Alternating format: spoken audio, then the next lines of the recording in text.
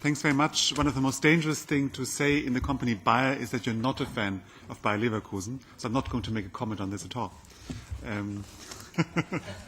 But there we have a fan, Gernot, yeah. Our session was called Science Decision Making and the Future of European Policy Making. We had a very interesting, very intense discussion with our 4 panelists, but also with the participants. I just try now to put this together in about a 5-minute summary, but in the discussion also in between, if from my workshop some people think that certain aspects should be further stressed or also should be mentioned, please then comment on it to show that this was a full debate and a very interesting one.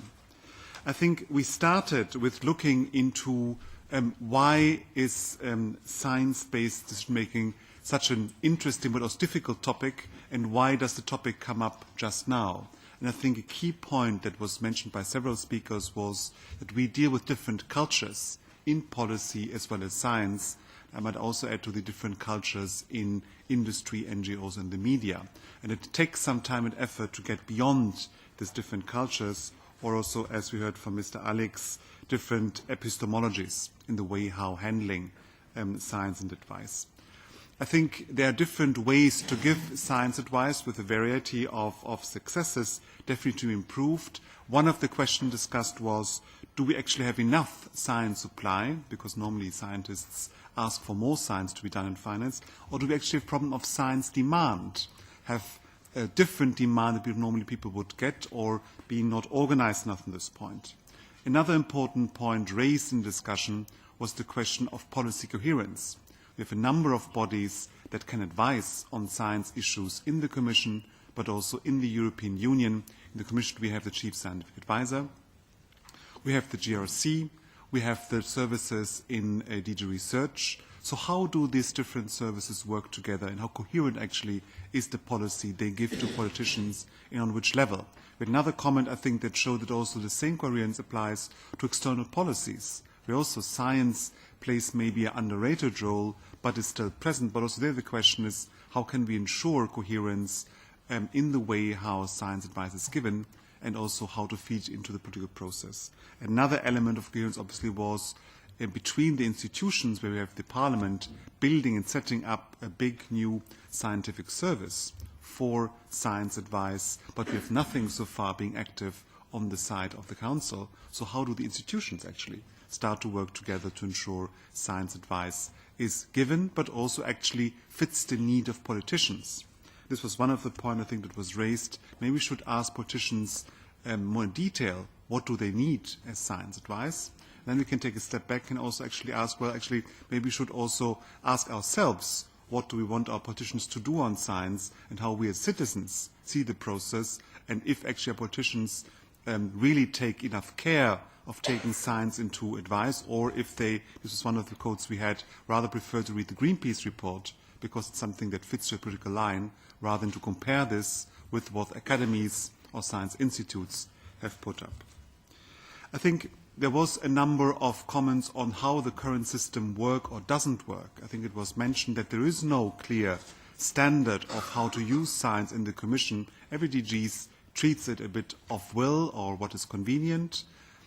We heard about the experience in the position of the Chief Scientific Advisor, which I think was a new position put in 3 years ago, Mr. Barroso, which I think was a first step in the right direction, but I think was lacking given the vast task of issues to be done, and resources, and also maybe the full support of the structure.